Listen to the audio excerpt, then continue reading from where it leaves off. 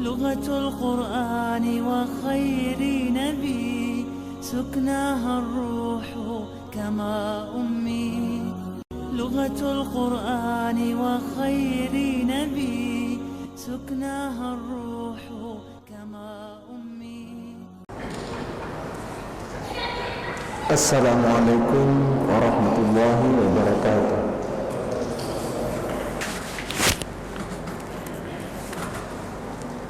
الحمد لله حمدا كثيرا بجميع محامده كله ما علمنا منها وما لم نعلم. الحمد لله الذي يوافي نعمه ويكافئ مزيدا.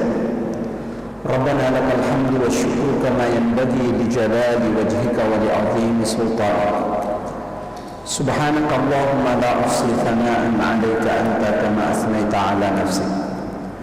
وأشهد أن لا إله إلا الله وحده لا شريك له إقرارا بربوبيته وإرغاما لمن جحد به وكفر. وأشهد أن سيدنا ونبينا محمدا عبده ورسوله وصفيه وخليله خير نبي أرسله الله إلى العالم كله بشيرا ونذيرا. اللهم صل وسلم وبارك على سيدنا محمد وعلى آل سيدنا محمد صلاة وسلاما دائمين متلازمين إلى يوم الدين. وأوصيكم أيها المؤمنون ونفسي المذنبة بتقوى الله تعالى وأوصيكم وإياي على طاعته وأستغفر بالذي هو خير. يا أيها الناس اتقوا ربكم إن زلزلة الساعة شيء عظيم يوم ترونها تذهل كل مرضعة عما أرضعت وتضع كل ذات حمل حملها وترى الناس سكارى وما هم بسكارى ولكن عذاب الله شديد. أما بعد فيا عباد الله. Jamaah Jumat yang dimuliakan Allah Subhanahu wa taala. Marilah kita mengungkapkan rasa syukur kita kepada Allah taala. Begitu banyak nikmat yang telah hadir pada kita semuanya.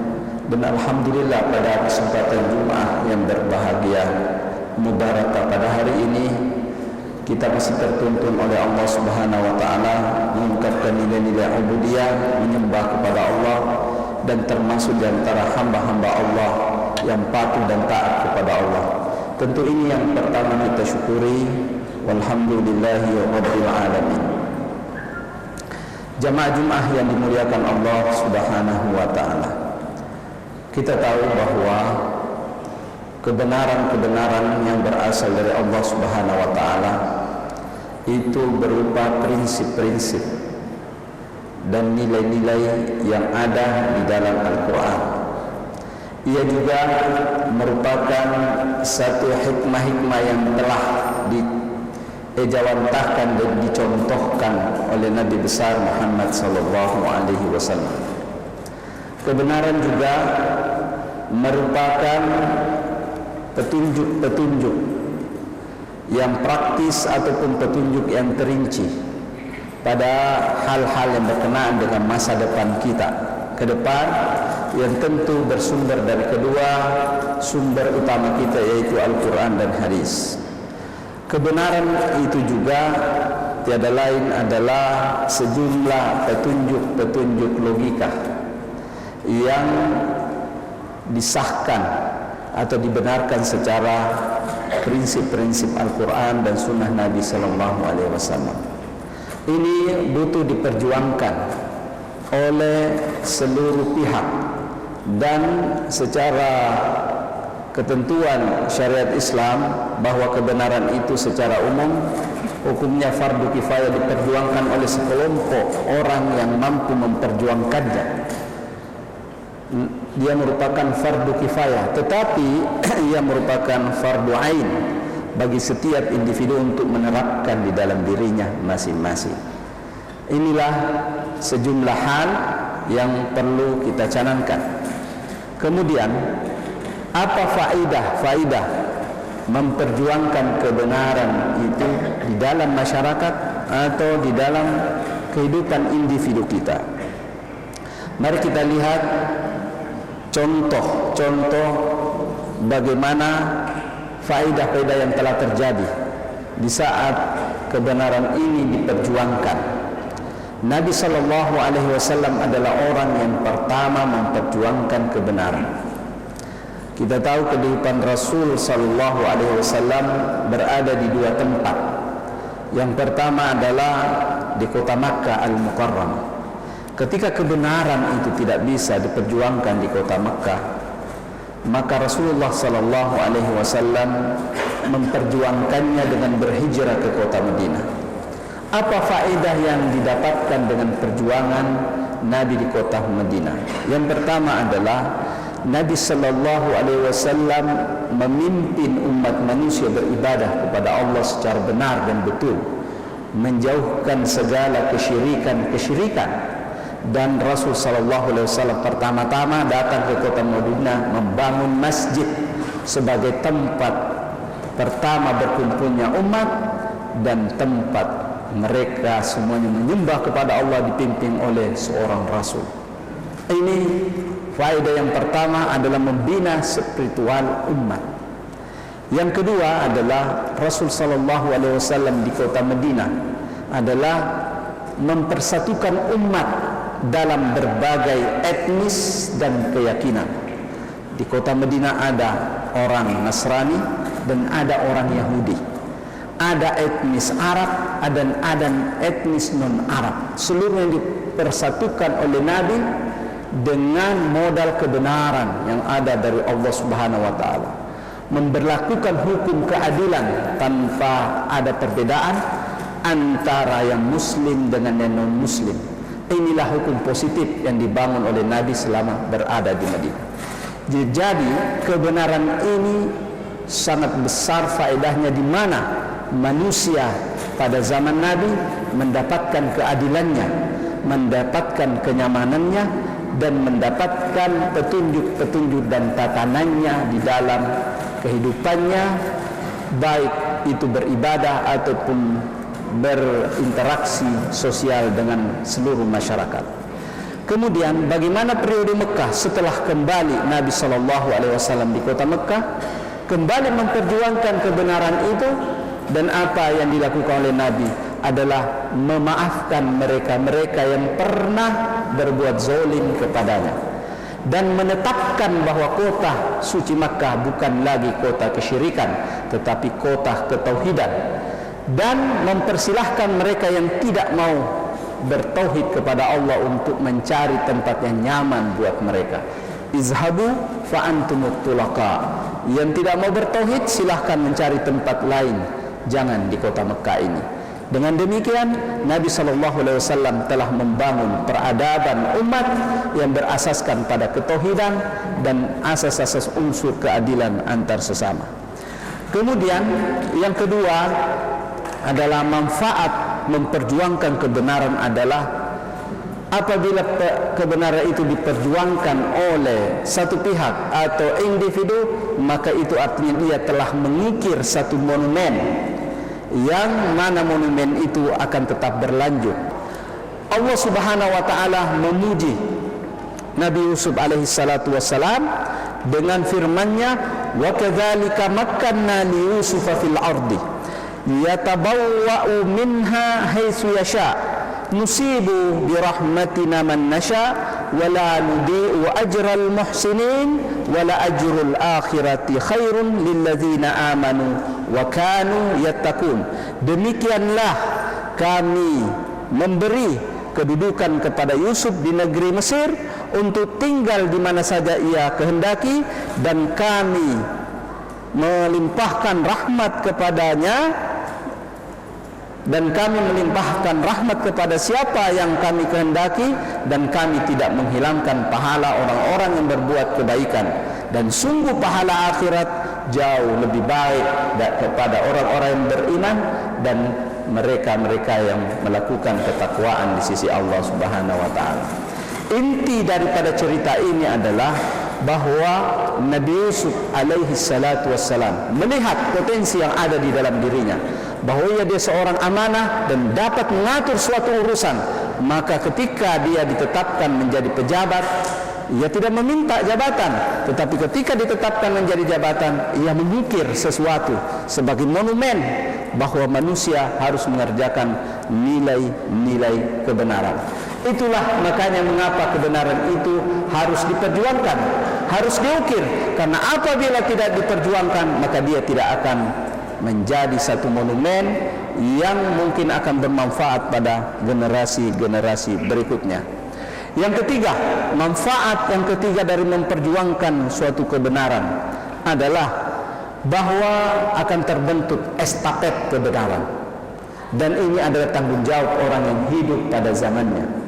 Ketika ia tidak mencontohkannya, ketika ia tidak mengukirnya, ketika ia tidak melakukannya, ketika ia mendiamkan sesuatu yang tidak benar, maka generasi berikutnya akan terancam. Dan masyarakat kota Mekah saat itu yang terdiri dari berbagai macam elemen masyarakat, kemudian sebagian pindah ke kota Madinah. Apa yang terjadi?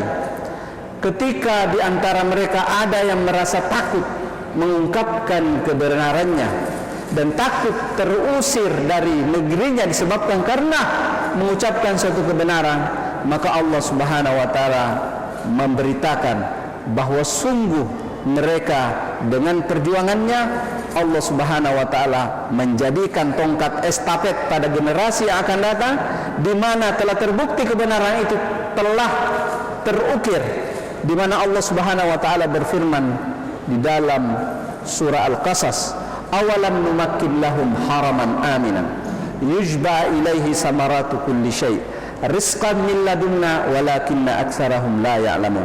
Tidakkah kami mampukan kepada mereka yang tinggal di kota Mekah dengan suatu negeri haraman aminan, negeri yang sangat aman, dan diharamkan di dalamnya berbagai aktivitas yang diharamkan oleh Allah Subhanahu wa taala.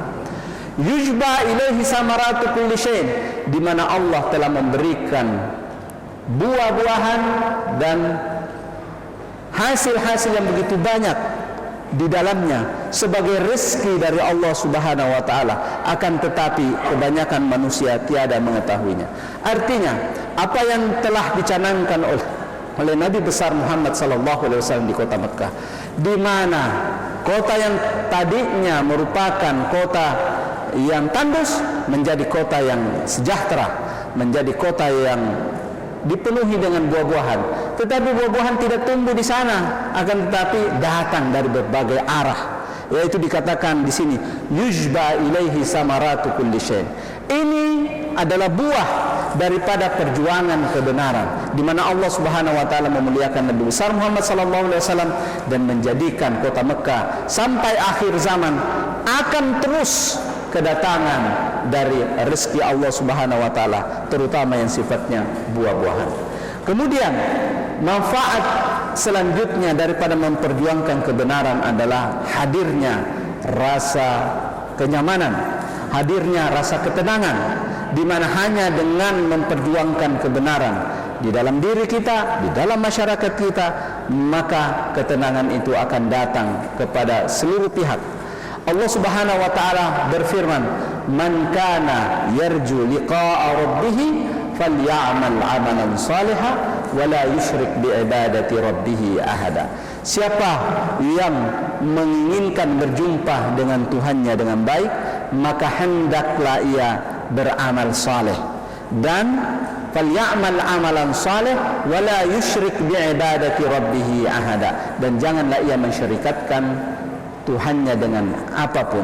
Yang dimaksud dengan amal saleh ini adalah perjuangan kepada kebenaran. Kebenaran itu juga merupakan amal saleh, dan amal saleh itu tiada lain adalah wujud daripada seluruh kebenaran. Oleh karena itu, di saat kita menginginkan satu ketenangan di sisi Allah Subhanahu wa taala, maka lakukanlah yang benar di dalam diri, lakukanlah yang benar di dalam masyarakat, perjuangkanlah apabila kita memiliki kemampuan. Sebagai kesimpulan ceramah khutbah hari ini dengan singkat, bahwa perjuangan pada kebenaran adalah merupakan fardu kifayah bagi umat, tetapi fardu ain bagi individu. Yang kedua adalah kebenaran adalah identitas bagi seseorang yang harus diungkapkan dan harus diwujudkan. Yang ketiga adalah kebenaran harus terukir sebagai satu monumen, sebagai satu monumen oleh orang-orang yang memperjuangkannya atau orang-orang yang bersifat atau melakukan kebenaran-kebenaran. Aqulu qouli hadza wa astaghfirullah li wa lakum fa ya fawzal mustaghfirina fastaghfiruhu yaghfirillahu lakum. Astaghfirullahal azim.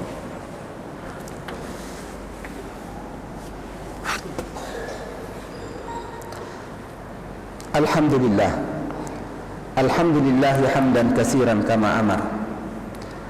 Allahumma salli wa sallim wa barik ala sayyidina Muhammadin wa ala ali sayyidina Muhammad.